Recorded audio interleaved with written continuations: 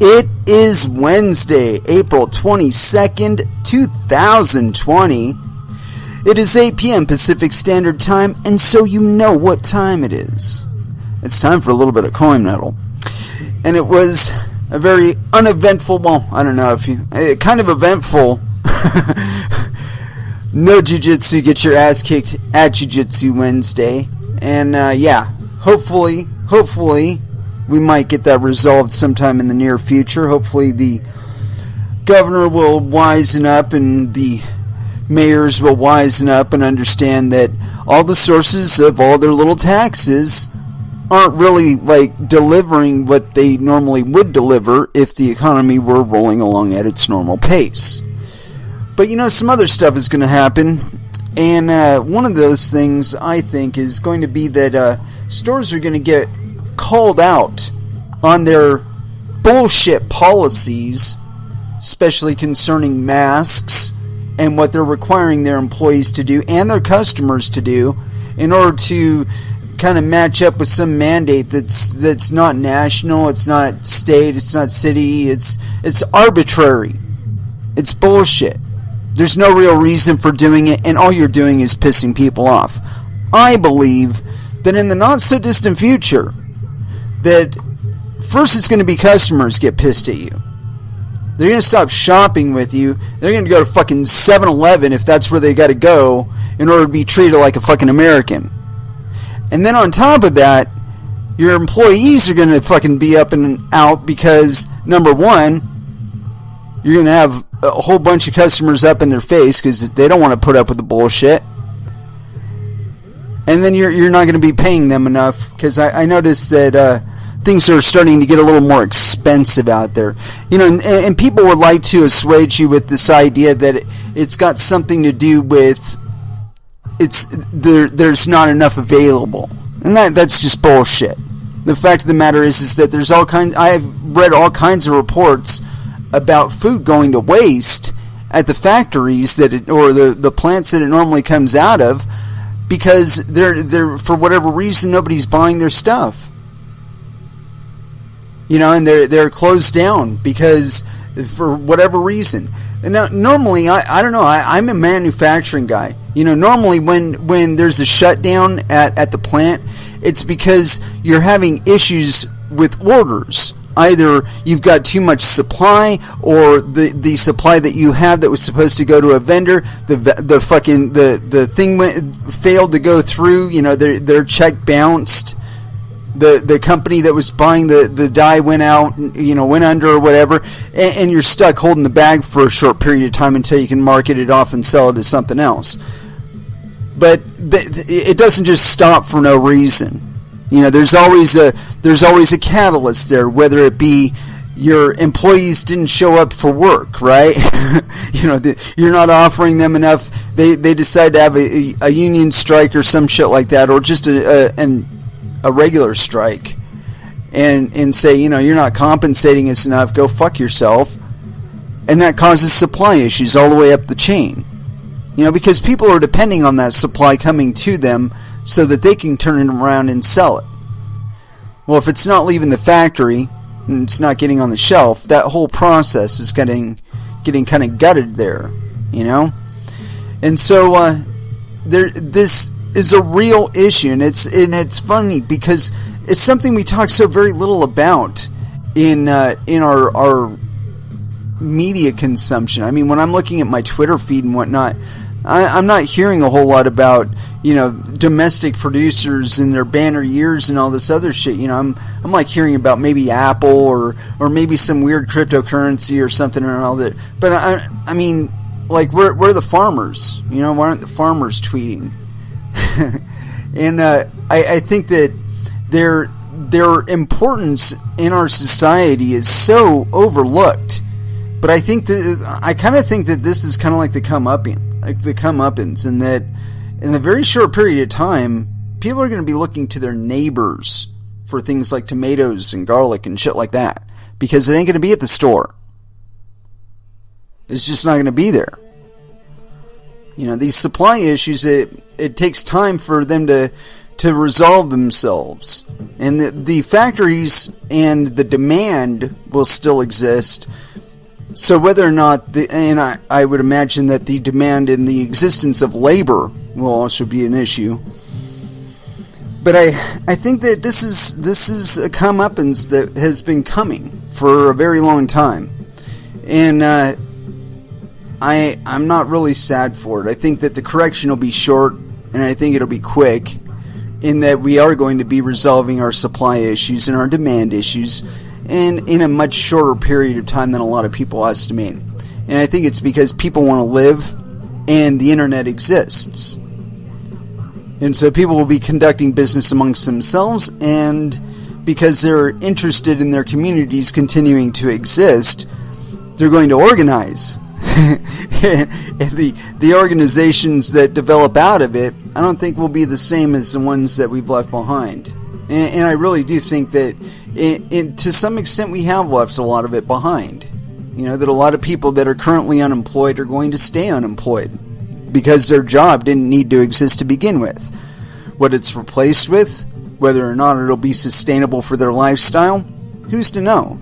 But I do know this, that I've kind of called for something like this for a long time, in that I saw that the petroleum business as it was and the precarious position that it put us all in, it would require us to have some big intermediation happen that would make us get serious about how much travel we actually need to do. And I think that what we're going to find out is that we're capable of doing a lot more with electricity than we thought we could before. And that there are a lot of other ways to generate electricity than burning coal or gas. And we're going to be exploiting every single fucking one of them to the nth of the milliwatt. And that's going to be our future. That this idea that you can enjoy the electricity and not have to worry about the cost. No. There's going to be a cost associated with it, but it's going to be a hell of a lot less than everybody else is fucking thinking. You know, I mean, a lot of people want to maintain this idea of a starvation mentality. You know, that you gotta maintain just above starvation and like make a maximum profit. You know, it's like, if you're not right above starvation, you can't critically threaten the fucking market to continue to go along with it. Well, you know, the market's been critically, like, going along with it on credit now for over a decade, with very, very little to account for it other than a bunch of trinkets and a bunch of circuitry and shit. A bunch of circuitry that is way more powerful than we need it to be for what it does. I mean, literally, our cell phones could exist as some sort of CB that connects to our laptop or our desktop, and that's like our server, our fucking telecommunications server. We live in an age where that is possible, but instead, we've got this extortionist model where, you know, you got to be just above starving for electricity, you got to be just above starving for internet, and you got to be just above starving for your housing and your communications and your fucking car and everything else. Just above starving, because if you get a surplus, you might not work. Well, fuck, if you're not working, you're thinking, and we don't want you to do that, because if you're thinking, then you're inventing shit for yourself, and you're trying to make your own life better, and we just want you to make our lives better. So, and stay focused on that. The problem is that the illusions that we've been living with that would make this all worth it have been failing to mature. That the real experience is still worth way more than we can find in virtual space, or that we can be delivered in virtual space. And because of that, we're at this friction point where we're having to figure out exactly what kind of energy we can afford to expend and where we can afford to expend it. And it's going to bubble up, and it's going to affect the markets in a whole bunch of weird ways. But I think in this time, because we're not confined to a single monetary unit, that the idea of recrafting the global economy according to a singular ethos or morality is gone. You can only do that when you have a monopoly, a global monopoly, on the currencies that people transact with. Well, I think that the costs associated with participating in that are simply prohibitive, certainly too prohibitive to even bother. And when you look at the counter side of it, the incentives not to, they're abounding by the millisecond. So it's in this weird space where we could be creating money with the energy we have right now that will allow us to foster the 21st century economy that's, again, and I've said this a million times, and I really believe it, that it will cause every dystopian vision that we've had of the future to just simply pale in comparison. A time of innovation and bounty, the likes of which we have never known. Or we'll have some sort of dystopian future where you've got fucking robot slave masters and raw batteries and all that other shit. Honestly, I feel like the costs associated with that are entirely not worth it, and that the spark of life itself would simply fade with that kind of presentation of, like, this is the future you can have. We'll just give you this, right? When you're in that kind of situation, they'll only keep you just above starving, just enough to keep you going along. And I think that's simply not enough for the thriving biological organism. That's just me. Anyway, let's go ahead and throw down with some music, and then we'll get on with it. But as far as what to start off with, it's going to be Body Count. And I can hear this one in my head now. I love this fucking song. Carnivore, Body Count, First Dance. Here on Coin Metal.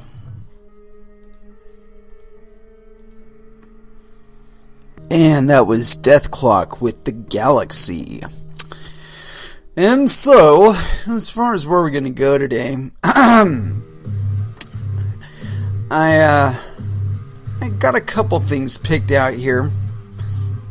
And we always like to chew on stable coins. And I came across this thing, and I thought it was so fucking ridiculous that I had to look into it, even though I don't like spending all kinds of time on stablecoins, because I really feel like they are some sort of unregulated security. If you go into the SCA, or the Securities and Exchange Act, if you read into that, you find several different definitions for what classifies as a security. And when you look at different crypto projects and trying to define exactly which classification they fit under, I've asked a few people that, and it seems like that one's kind of getting around. I saw that on Twitter the other day, completely independent of me. But yeah, the idea that, what exactly is a stablecoin? It's technically not a cryptocurrency, in that its value isn't derived from people mining, but supposedly, depending on the schema of the quote unquote stablecoin, is the presence of some sort of cash reserve, such as in the case of Tether. Yeah, nobody even asks about the Tether's reserves anymore. They just kind of like I don't know if it was something on Twitter or whatever, but it seems like everybody that was calling into question their reserves or whatever, they've been gutted out of Twitter. You don't even see them anymore, and so it kind of leads you to wonder about their stance on things, especially the printing of counterfeit fiat. Which, in my mind, is exactly what stablecoins are. In the way that they're treated on cryptocurrency exchanges as a proxy for a dollar. And there's been some question as far as like what the effect of these coins are on the dollar value of cryptocurrencies, and I think that the big mistake is that the people that are commenting on it Well, you know what? I got this commentary here. Let's just go ahead and read this thing, and then we're going to read the underlying thing that this guy's study says, and then we're going to dissect it, and yeah, you know how we roll here. Anyway, this is on decrypt.co. No, Tether isn't pumping Bitcoin, new academic study claims. Tether critics claim that the stablecoin coin is used to inflate Bitcoin's price. New research from UC Berkeley professors suggests that isn't the case. And it's never been the case in my mind. And this is by Colin Harper. It was authored on April 22nd, so I guess that's today.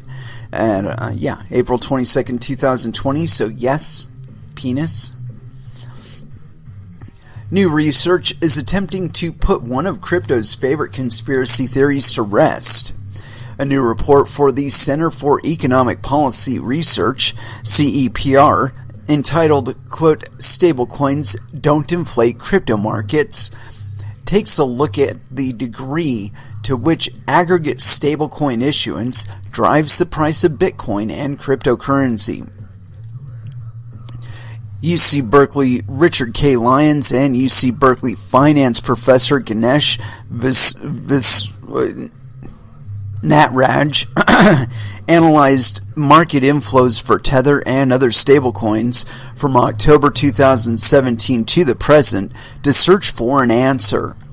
And that answer, according to their research, is that there is zero correlation. Quote, "Our bottom line, we find no symmetric evidence or systemic evidence of stablecoin issuance driving cryptocurrency prices," said the report.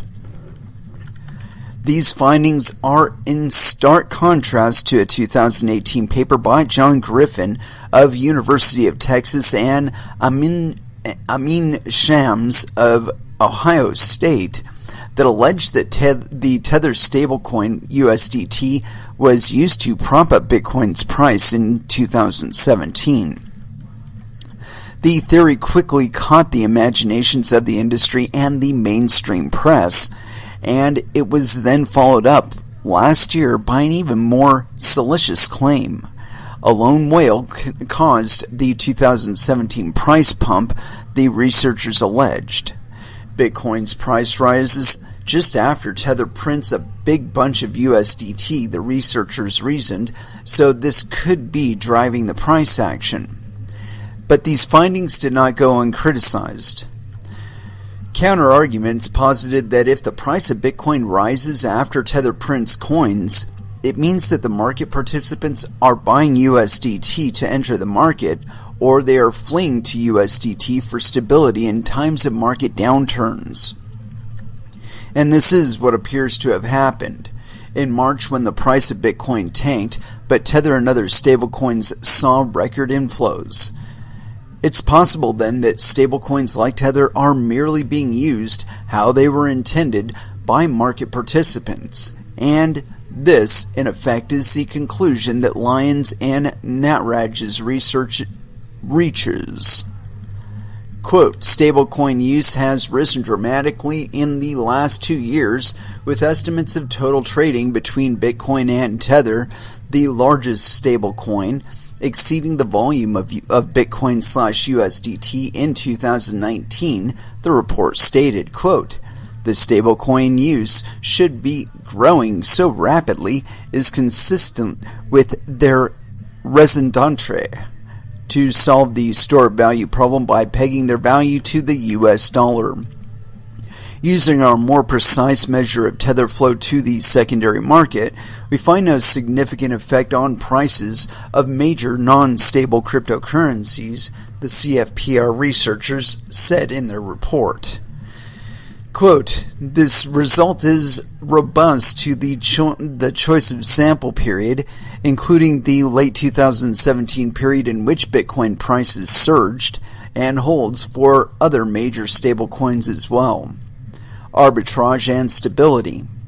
The new research pointed to two primary drivers of stablecoin activity: exchange arbitrage and flight from volatility. It also explained that many traders will purchase USDT from the Tether treasury for $1 and sell it on the exchanges and other secondary markets for $1 or so more when Tether is trading above its peg. These arbitrageurs are a big presence in this market. For example, a 100 basis point 1 cent increase in the dollar price of Tether results in a flow of approximately $0.3 billion to the secondary market. Yeah, that's probably monetary value that should have been ending up in Bitcoin's value. Anyway, continuing on.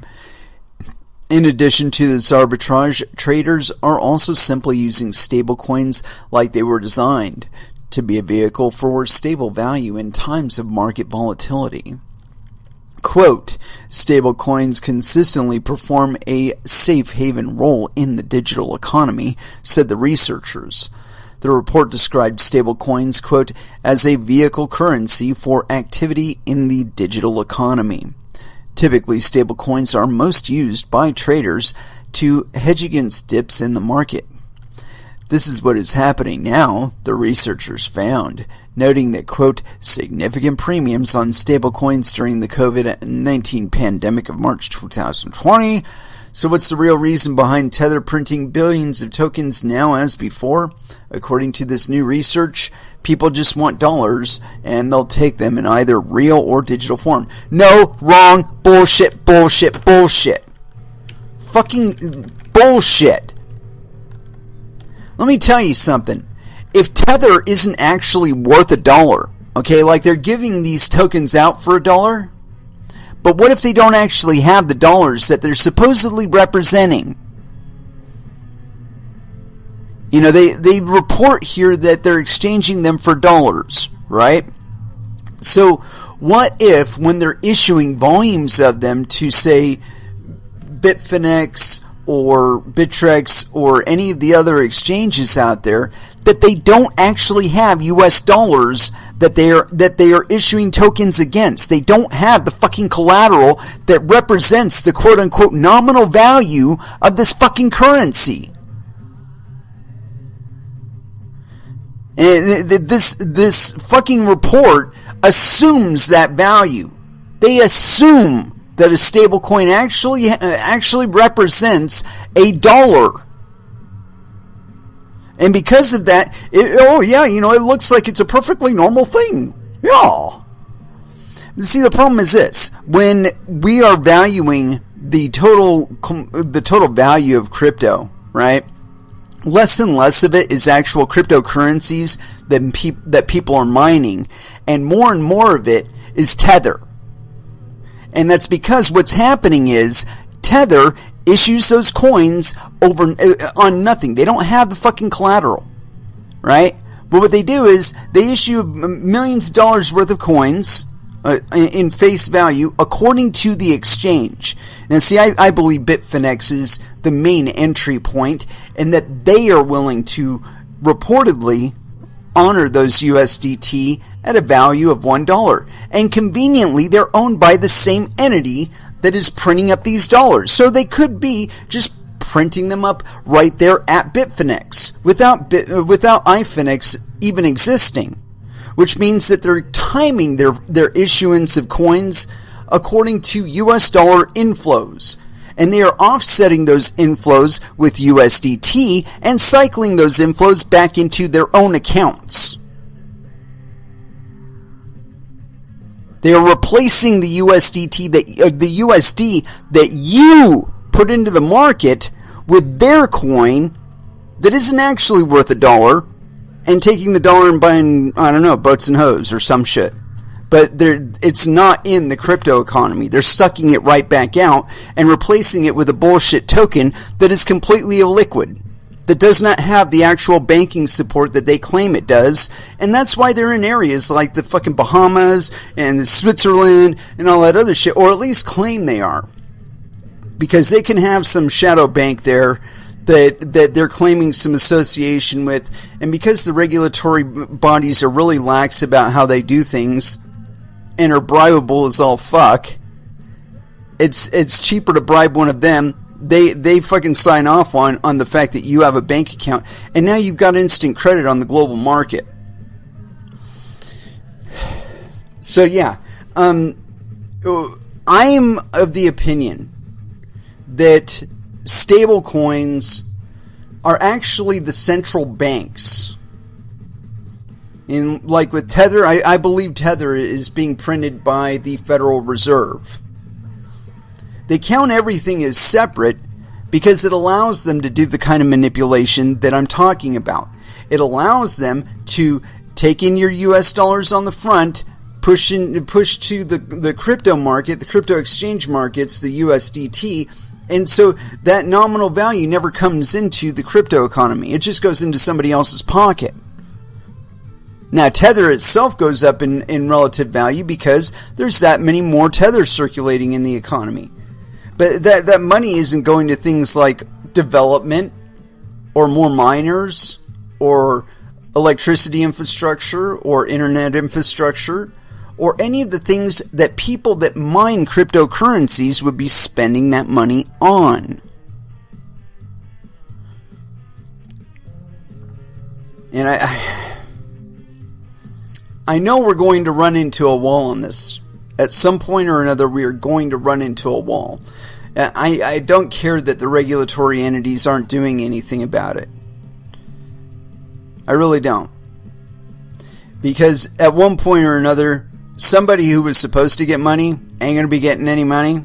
And when that person don't get the money, they're going to stop doing what they're doing. Whether it be a miner or whether it be something else. And that's going to cause a critical fuck up somewhere along the line. Because I can tell you from viewing the type of legislation that we've read on this show, we've read it on this show, that they don't really plan for people like you to be participating in these cryptocurrency markets as anything but an end user. And I also believe they intend to have this single monetary unit that they're going to force everybody in. The problem with that all is this, that what happened with Bitcoin will happen again. Bitcoin isn't just some fucking aberration. It's like, how to explain Bitcoin? Well, I think I can. Say you've got a planet, and it's about 99.9% covered with water. You know, its orientation to the sun is just right to keep that water liquid and covering most of the planetary surface. It's not because it's all liquid, it's just covered with liquid. Now, as time goes on, that liquid gets full of life. You know, life wanting to occupy it and eating one another and eating life and growing and eating life and growing. And so the volume of life in this water is accumulating and increasing and accumulating and increasing. And over that same time, the water itself is decreasing in volume. You got the same amount of life, actually a growing amount of life, underneath the surface of the water. It's all dependent on water. If water doesn't exist, it dies. And the water level is decreasing. So, life, being how it is, wanting to continue to live, finds the edges of where the water meets the land. And this new environment is getting bigger. The land masses, as opposed to the water surface, is getting bigger. So life is being forced, in many cases, and simply just trying to escape the predators and shit, to try and live on this land environment. Now, it doesn't matter what they do. Tomorrow there's going to be less water. There's going to be just as much, if not more, life underneath it. And there's going to be less of it. And they got to deal with that. Well, after a while, enough of the fucking life gets above ground, or above the water's surface, and is living on the dirt surface, on the land surface, and finds a way to sustain itself. And before long, it's eating the organisms in the ocean. And we don't need to go that far. But after a while, it does become self-sustaining.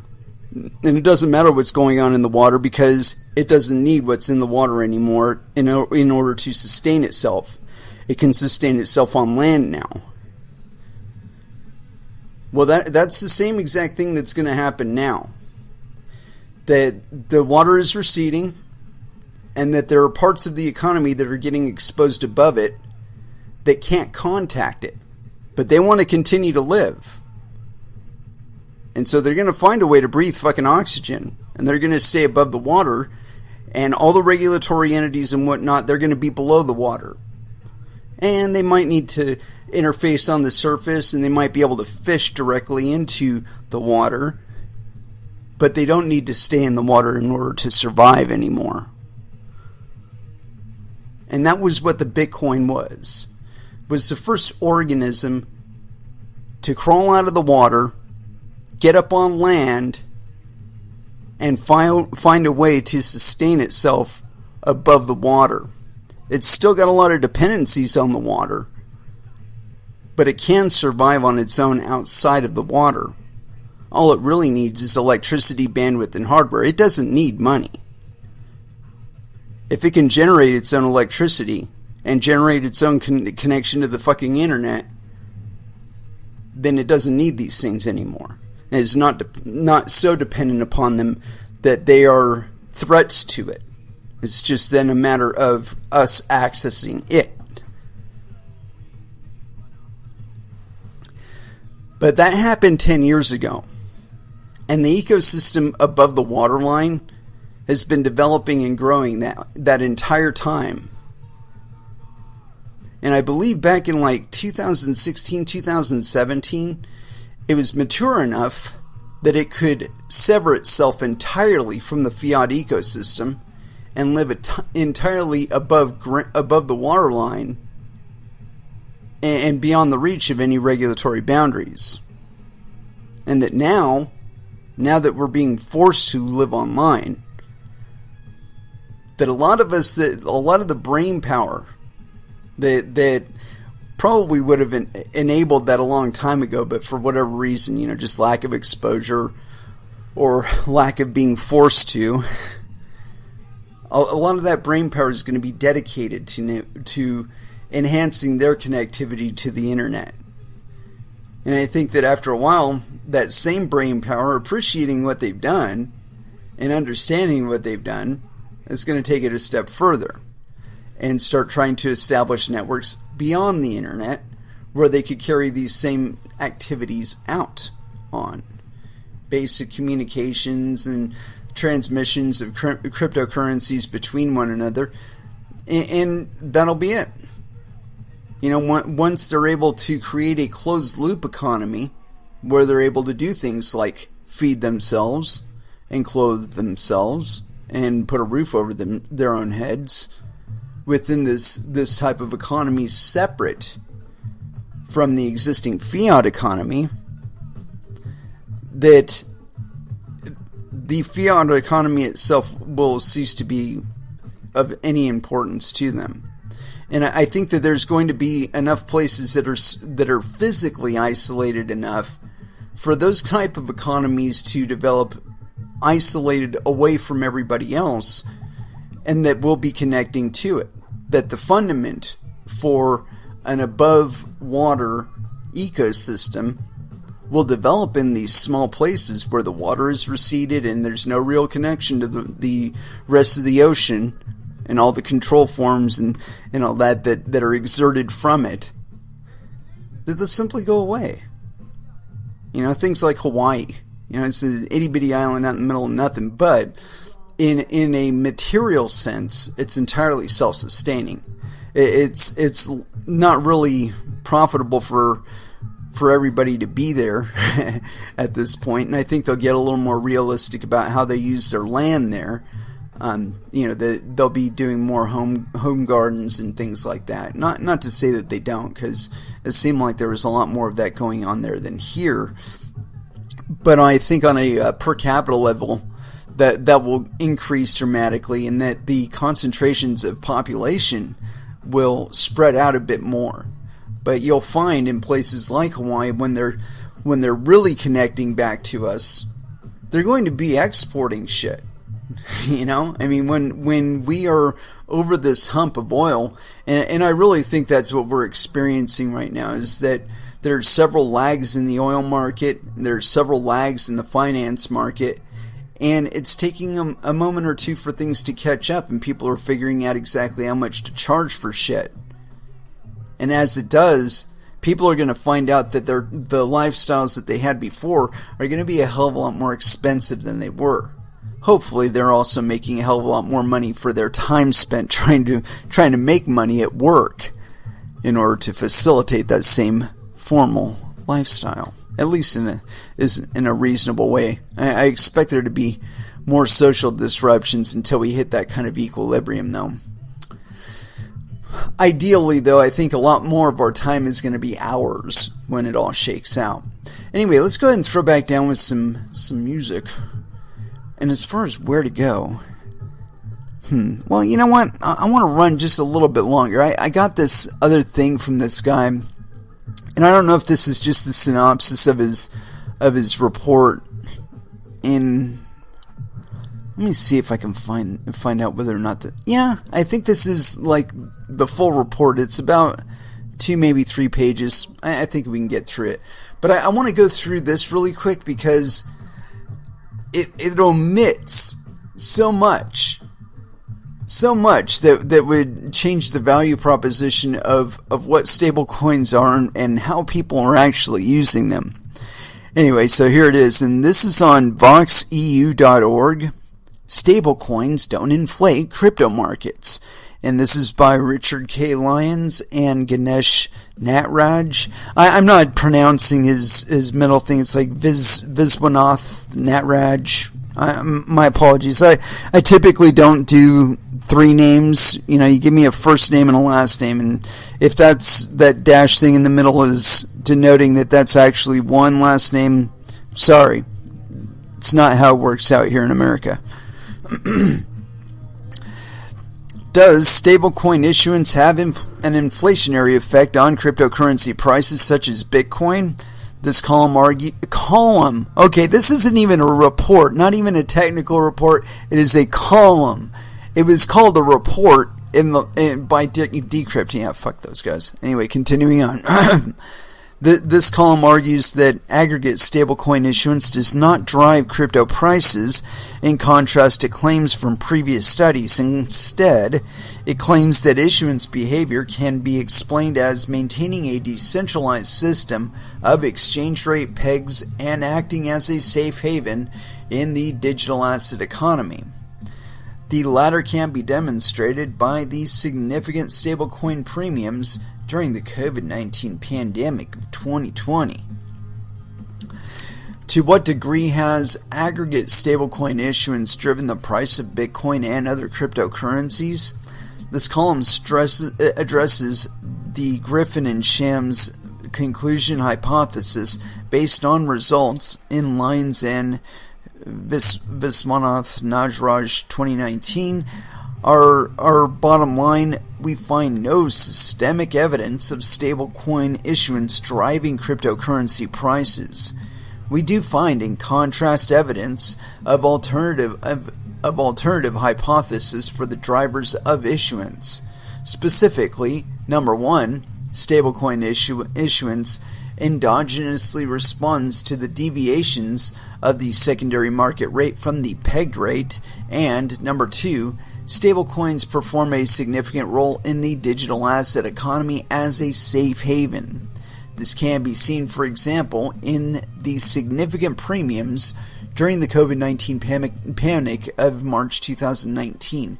Actually, that was probably a flippening, where that monetary value would have traditionally been going into Bitcoin, but because of the difference in what it takes to transact Bitcoin and USDT, because they aren't operating on the same networks, that there's that monetary increase, that premium that would be experienced with the increase in demand is being experienced in USDT instead of Bitcoin. Continuing on. For perspective, stablecoin rise has risen dramatically in the past 2 years, with estimates of total trading between Bitcoin and Tether, the largest stablecoin, exceeding the volume of Bitcoin/USDT in 2019. How is that possible? How is that possible? The stablecoin that use should be growing so rapidly is consistent with their raison d'etre to resolve the store of value problem by their pegged value to the US dollar.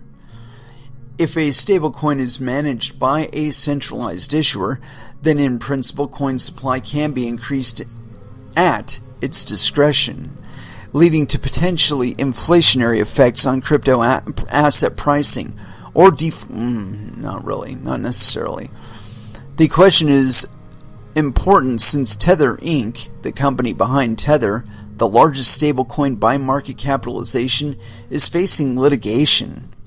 As of October 2019, there is a class action suit against Tether that claims that Tether is not backed one-for-one by dollar reserves, and number two, that Bitfinex increased Tether issuance during 2017 to manipulate Bitcoin markets. Yeah, to make it cheaper.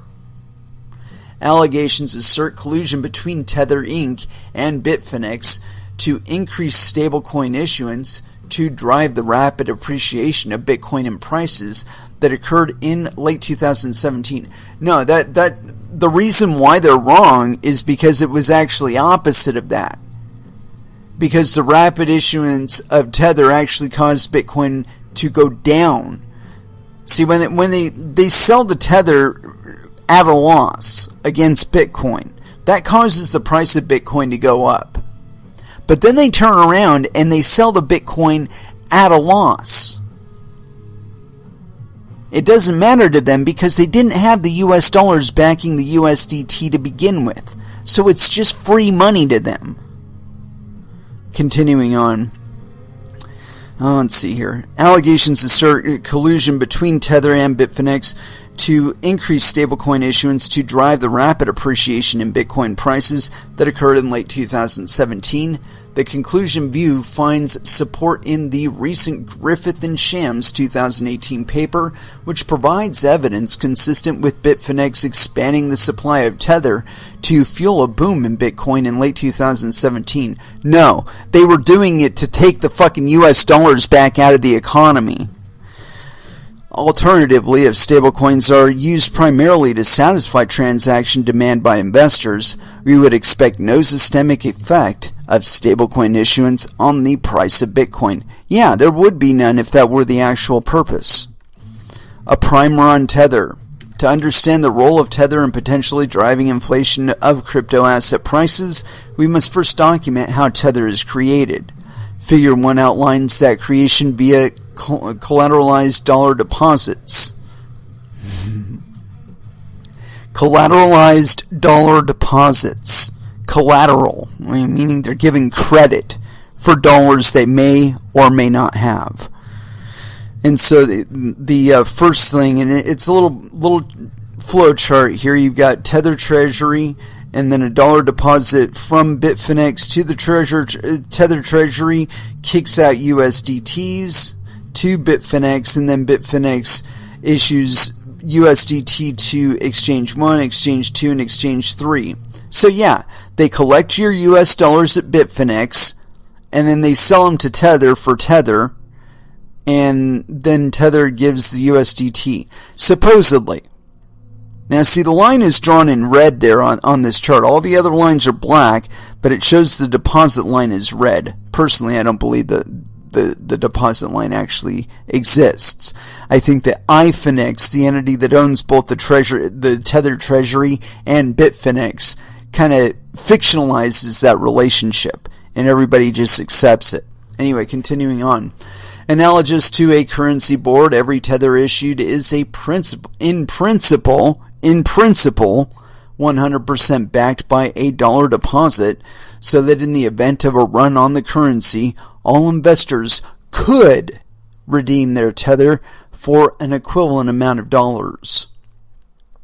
Tether is supposedly, I'm adding this supposedly, is supposedly created when an investor deposits dollars into Tether's account, creating an equivalent supply of Tether that is introduced into circulation. Prior to 2018, nearly all the Tether created via grants was immediately distributed to Bitfinex and onto the other exchanges for trading in the secondary market. A change occurred in 2018. Tether Treasury now retains a fraction of the total Tether in circulation. Figure 2 separates total Tether in circulation into the secondary market and Tether kept in reserves of the Treasury, with the 2018 change clearly evident. This is important for our analysis. To understand the impact of Tether on Bitcoin, we need total Tether in circulation, net of Tether stored in reserves by the Treasury. The Treasury, through its reserve holdings of Tether, has the capacity to sell Tethers for dollars in the event the Tether price in the secondary market is priced above parity. So it's got a nice little scale here, and it's showing us here that in the secondary market in October of 2017 was pretty big, and then the Tether Treasury slightly exceeded it by July of 2019. Let's see. The figure plots total Tether in circulation, separating the amount in circulation into the secondary market held by investors and exchanges, and the amount held by the Tether Treasury as reserves. Data are from Omni Explorer and Etherscan APIs. And again, just because the transactions did happen on those blockchains, it doesn't mean that Tether actually had the US dollars. Anyway, continuing on. Our first test is to measure the effects of shocks to Tether supply on the price of Bitcoin after controlling for past movements in supply and Bitcoin price. This can control for two-way feedback and for lagged effects. For example, using more precise measure of Tether flow to the secondary market, we find no significant effect on prices of major non-stable cryptocurrencies. This result is robust to the choice of sample period, including the late 2017 period in which Bitcoin prices surged, and holds for other major stablecoins as well. Our results do not preclude the possibility of price manipulation has occurred. However, based on the aggregate issuance data, there is no systemic effect. Yeah, that's bullshit. Yeah. This supports the view that stablecoins operate more as a decentralized system of exchange rate pegs, without first-order intervention on effects and prices via issuance. Instead, we argue in our paper that stablecoins use as a vehicle currency is dependent upon other factors. Use as a vehicle currency is dependent upon other factors. We now turn to those factors. Let's see here. Fundamentals of stablecoin issuance. One factor that theory tells us can drive flows of Tether into the secondary market is the incentive to arbitrage deviations of Tether's market price from the peg.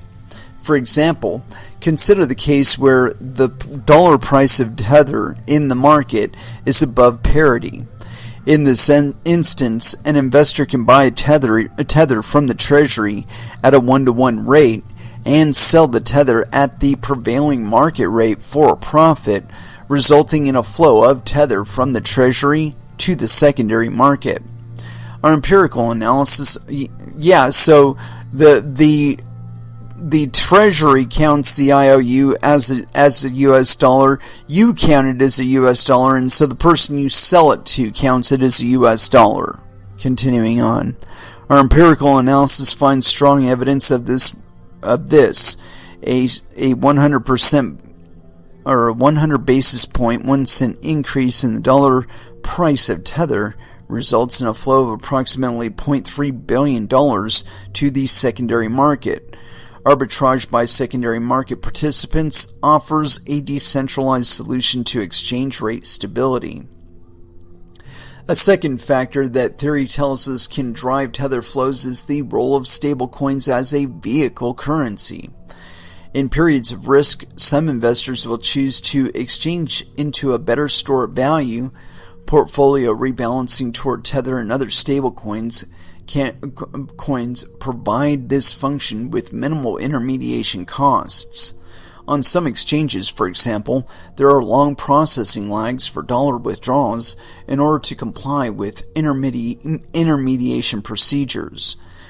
In other words, to make sure everybody got their cut.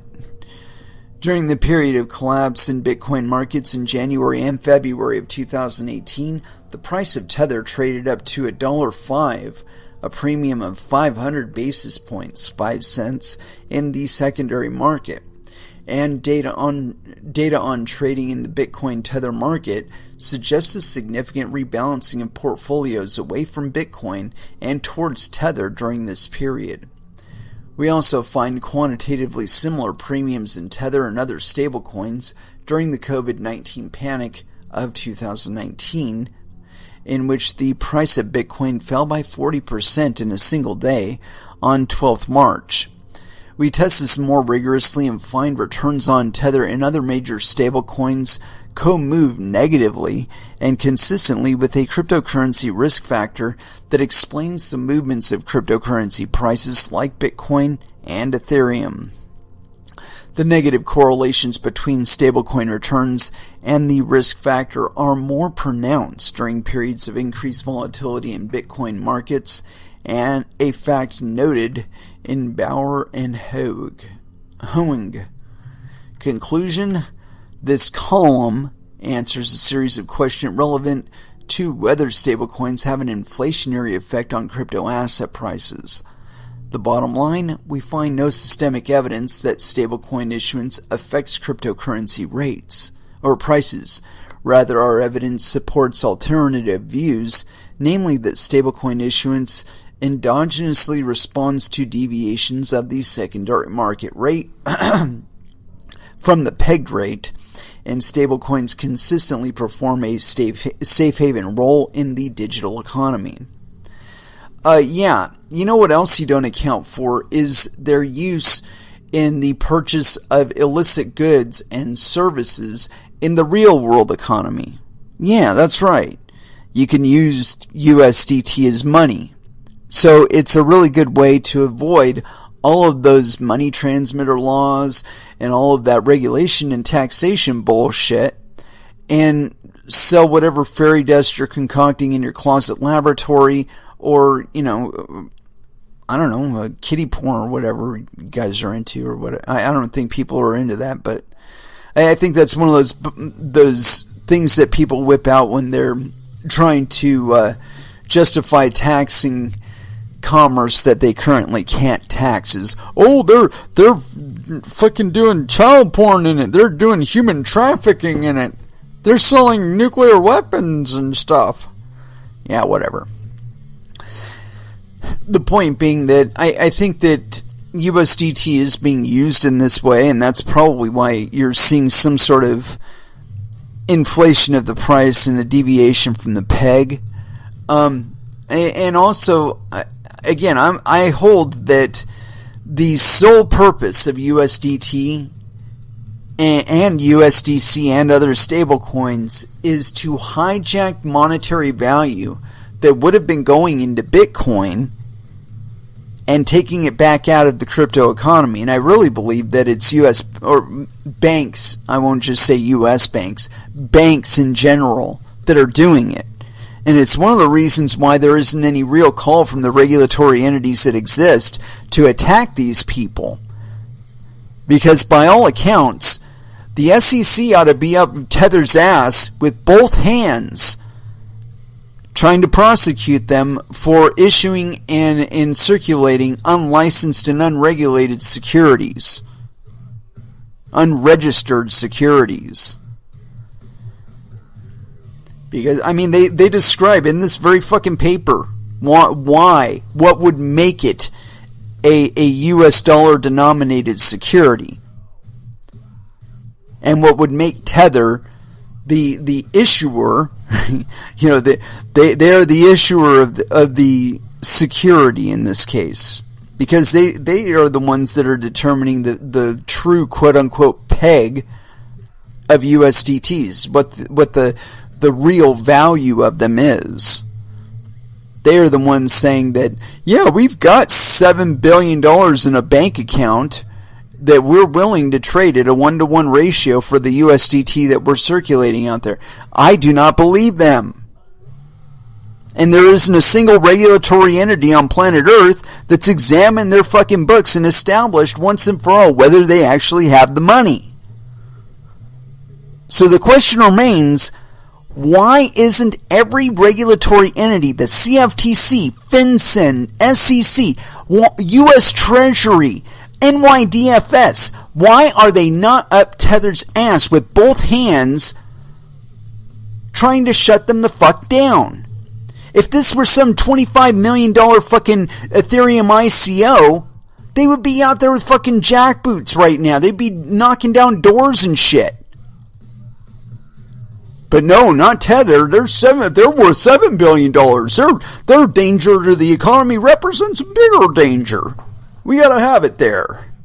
Give me a fucking break. If these regulatory entities exist for anything, it's to stop this kind of shit from growing within our economy and within our markets.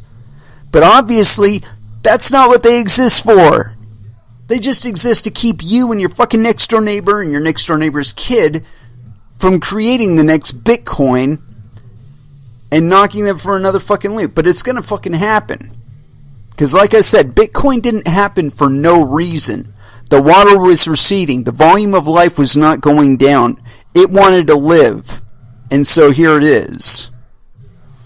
Anyway, let's go ahead and throw back down with some music. And, yeah, I think this one's appropriate. Killing Joke, Total Invasion, here on Coin Metal.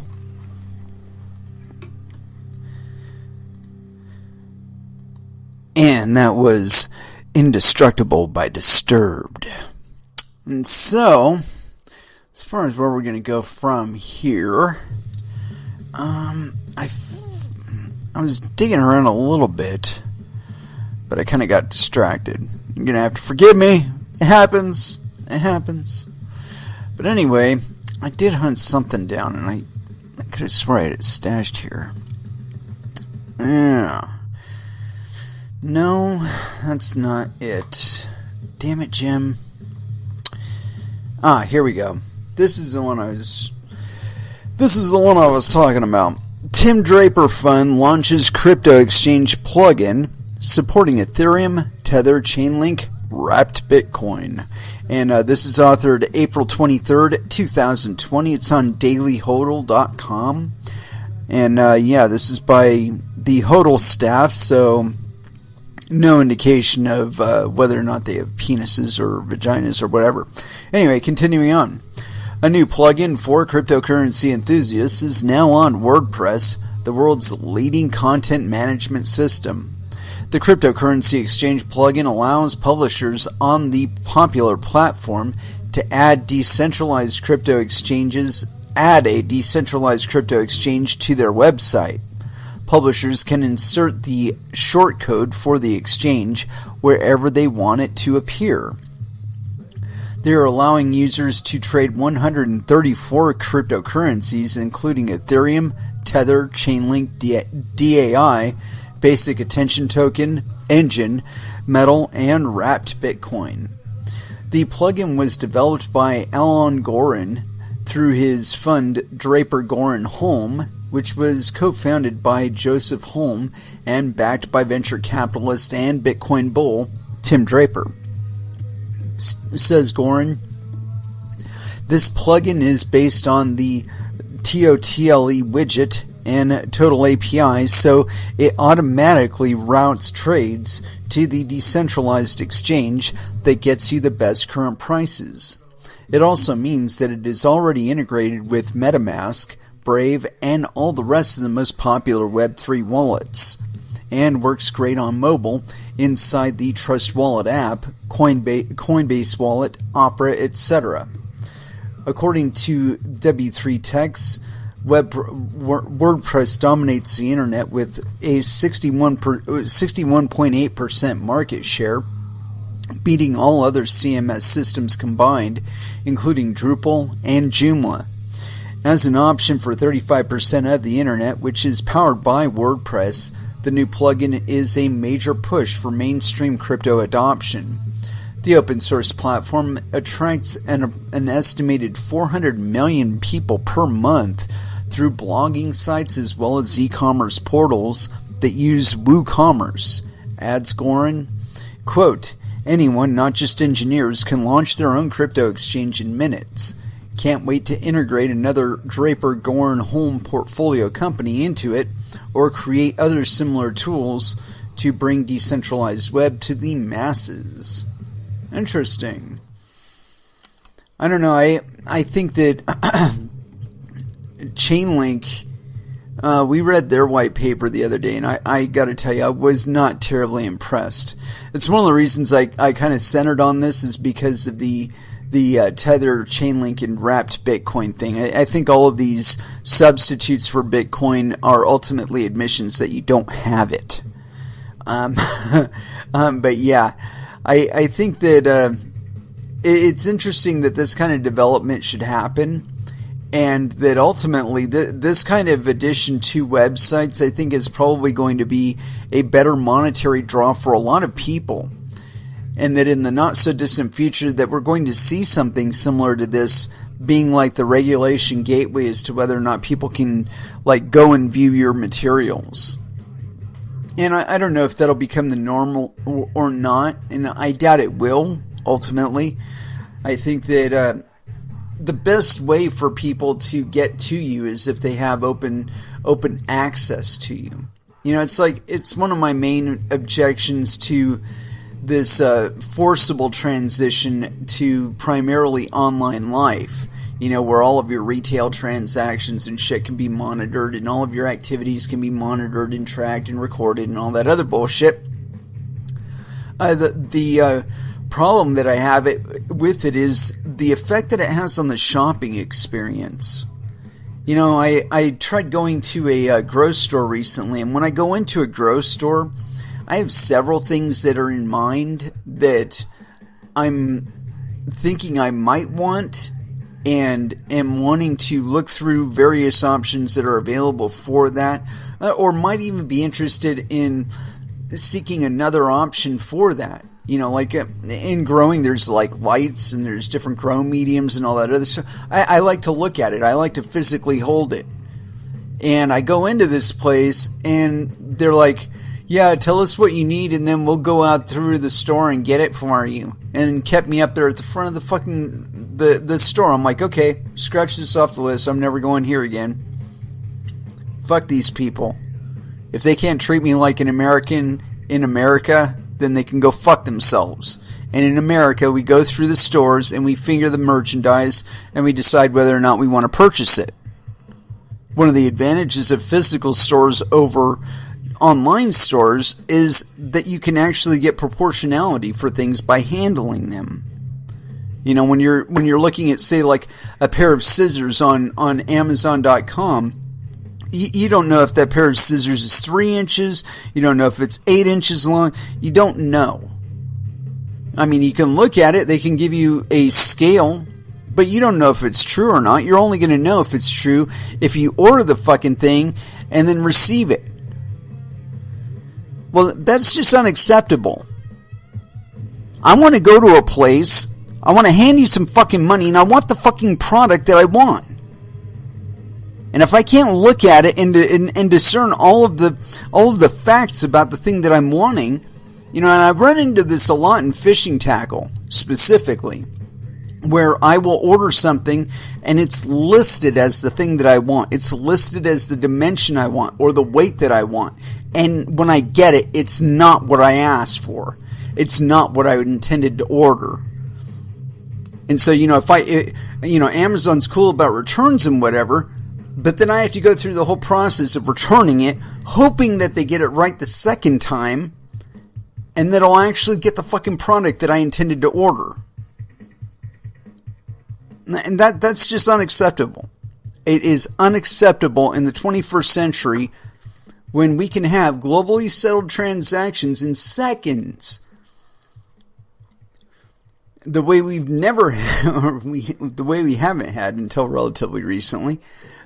But we can have a true accounting of who owns what, who bought what at any one time. But instead, we're having these entities popping up little currencies that, for all we know, they don't have any backing whatsoever. And they're getting the faith and credit of everybody that they do have the money. And it seems like that's entirely antithetical to everything that we're trying to do here in cryptocurrency. You know, we're trying to eliminate trust, not establish new trust brokers. Anyway, shit. And of course, that used up my one story that I had that I was ready to go with. Let me see what this other one was. I had one here at the end of this. Yeah, why not? This one, oh no, we can't go with this one. It's way too old. Decrypt, their website is so old. I mean, the people that publish on Decrypt, it's like they do it so infrequently that you'll go from one story that was done from this year, and then the next story was from 2019, 2018. Anyway, let's see here. Well, this seems kind of interesting. We talk about Cuba and Venezuela quite a bit. And I'm interested really in Cuba. I think that Cuba, being as isolated as they've been, you know, they've been kind of like the redheaded stepchild of a lot of different countries. You know, like they've got some alliances on one side of the Atlantic and alliances on the other side of the Atlantic, and they play it to their advantage. And there's nothing wrong with that. But I think that's going to mean something really different in the not-so-distant future. You know, one of the things that decentralization does in all things is make it to where you don't necessarily need to be in any one particular place at any one particular time in order to get something done. And so if you're in a place such as Venezuela or Cuba, where you have like shipping restrictions and shit like that, the idea of importing IP via digital means and then printing it within the border seems a little more appealing. And as I think that's kind of where manufacturing is going to go. That you're going to have some entity in the not so distant future, and it's going to be similar to a Walmart in that it's going to be international. And the only thing that they're going to do is provide a place for you to print it. That's it. They're not gonna regulate what you're doing, or they're not gonna fuck with what you're trying to make or whatever. They'll just be there to receive the instructions and print it out for you. Maybe. I don't know. We'll see. Anyway, let's go with this thing. This was authored April 22nd, 2020. It's by Jose Antonio Lanz. So yes, penis. Cuba has its own Bitcoin exchange despite restrictions. An Italian crypto entrepreneur has launched Cubita. What do Bitcoin and Cuba have in common? Resilience. Despite blockades, embargoes, and financial sanctions that have hit the island nation, the people of Cuba have shown to be adept at overcoming obstacles. And one resident of Cuba in particular is doing exactly that for crypto on the island. Earlier this month, Mario Mazzola, the creator of ultra-lightweight Bitcoin wallet Cubita, launched the Cubita Exchange, the first decentralized Bitcoin exchange of its kind in Cuba. While crypto isn't illegal in Cuba, there is no regulatory framework for it either. Excellent. This, combined with U.S. sanctions, poor internet service, and other restrictions, has meant that the largest and most important crypto exchanges and wallet providers in the world avoid Cuba altogether. So, Mazzola has taken it upon himself to develop an all-in-one crypto ecosystem on his own, a Bitcoin wallet payments platform, and now a peer-to-peer exchange. Quote, I created Qubita Exchange because I have always been convinced that here, in Cuba, Bitcoin is a real necessity, Mazzola told Decrypt, and in order for Cuba to catch up to other parts of the world, the country needs tools to buy, sell, use, and store Bitcoin easily and safely, he said. Qubita offers solves all of these problems, Mazzola claims. The Italian-Cuban crypto entrepreneur first launched the Qubita wallet last November. It's designed to work anywhere in the world, but is especially meant to meet the needs of data-strapped Cubans. The wallet's installation only requires 1 megabyte of hard drive space and is relatively little bandwidth. The wallet now supports a peer-to-peer Bitcoin trading platform, allowing its Cuban users to trade Bitcoin from within their wallets in a secure and decentralized manner with full control over their funds. Qubita evolves into a P2P trading platform. Mazzola said that while other P2P exchanges such as Paxful and Local Bitcoins have similar services, neither is particularly good for Cubans. Quote, of course, there are other platforms in the market like Paxful and Local Bitcoins. Both are models for us, but each of them has a little problem, he said. Paxful is actively blocking Cuba. Local Bitcoins is asking you for KYC, and because of the embargo, this legal requirement is not helping people of the island, so it is not available in our country. Mazzola pointed to other P2P options in Cuba, such as CubaCoin and Fusiona, but said these often come with various technical limitations. Qubita, on the other hand, works by creating multi-signature address controlled by the buyer, the seller, the platform, according to Mazzola. If the trade goes well, both the buyer and the seller sign the transaction, which is executed instantly. If something goes wrong, the parties send their evidence to Qubita, which signs in favor of the rightful owner, immediately executing the transfer. Mazzola explained that despite initial skepticism, the wallet's acceptance and popularity as a P2P trading platform has increased considerably. About a week ago, we had about 850 registered downloads. We launched the exchange and downloads reached 1,100. This is about a 30% increase in 1 week, he said. A one-man crypto ecosystem. Qubita's growth has come strictly from word of mouth, said the Cuban entrepreneur. Quote, we invested zero in advertising, he said, and he's only getting started. The Qubita developer is currently building a payment gateway for businesses that would like to begin accepting cryptocurrency. The initiative has yet to take flight, he said, because e-commerce is still in its infancy in Cuba.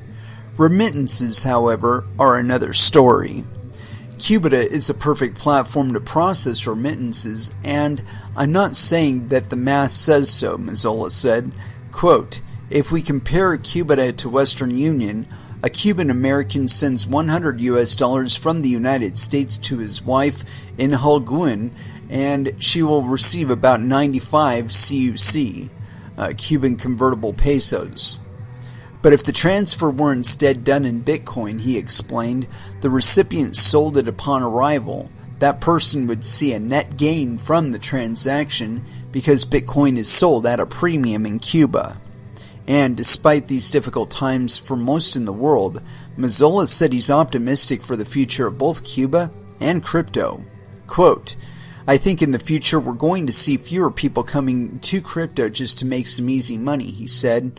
we're going to see more people using Bitcoin for its true purpose, the freedom to move money and have total control of your funds. Yep. I believe he's correct, and I think that tools in people like him are exactly what's going to be what drives it. It's not going to be governments. I mean, you hear it. The guy says his investment was zero. That means his only real investment was his interest in his time. Apparently, it was worth it to him to learn how to do it and to execute it. And so now you extend that same spirit, that same expression into Americans who are accustomed to this. And you realize that that is one of the reasons why crypto took off the fastest here in the United States, is because we're in a transition period where we're transitioning from a more free and open society into a more closed and confined one. And this hasn't been a willing transition. We've been forced to by our banks and by our markets and all that other thing. But the thing is that it's only that way because of the monetary units that we're being forced in some aspects to use. And again, this force is social, and it's socially mandated and it's socially enforced upon one another. But it isn't one that is real. It's socially induced, kind of like the existence of Santa Claus or the Easter Bunny. But it doesn't have any material existence. It doesn't have any corporeal existence. It has a corporeal expression, and sometimes that's a police officer or somebody else telling you not to do something. But that's about the extent of it. The mandates themselves have no real permanence. They have offices that execute them, and that's about it. And because of that, in the times that there aren't policemen with guns pointed at you or somebody telling you can't do it, they might as well not even exist. And I think that's one of the places where the rubber is going to be hitting the road, and very, very soon for a lot of people, is that we're going to find out exactly how far the extent of government's ability really is to enforce its mandates upon us. And when we find out where those chinks are, we're going to find that they're far greater in number than anybody ever really imagined, and that the artifice that they present is nothing but a paper tiger, and that its mandates are only really felt at the point of contact.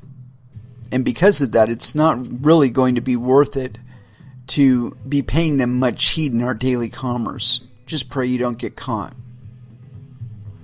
Anyway, let's go ahead and thread back down with some music.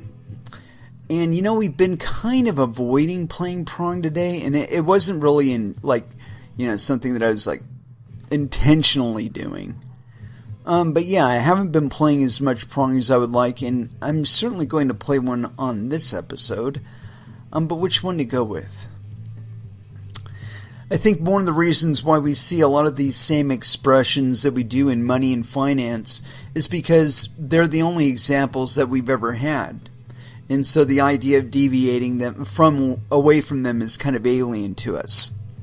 And so I think that's one of the reasons why they keep re-expressing the same ways in our current markets, is because we're not fully out of the habit yet. Got a little bit of that compulsive future projection going on. And so here it is by Prong, Compulsive Future Projection, here on Coin Metal.